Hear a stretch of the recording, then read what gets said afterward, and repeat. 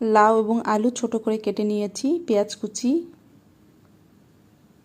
কাঁচামরিচ ফালি করে দিয়েছি, রসুন বাটা 1 চামচ, জিরা গুঁড়ো, মরিচ গুঁড়ো, হলুদ গুঁড়ো, লবণ এবং দিয়ে দিব সরিষার তেল। এখন ভালো করে একটু নেড়ে চেড়ে নিচ্ছি। এরপর এখানে দিয়ে দিব তেজপাতা, দারুচিনি, একটা লবঙ্গ, একটা সাদা এলাচ। এখন ভালোভাবে একটু কষিয়ে নিচ্ছি। প্রায় কষিয়ে নেওয়া হয়ে গেছে। এখন লাস্ট পর্যায়ে পানি দিয়ে দিব। এখন ঢাকনা দিয়ে ঢেকে দিব।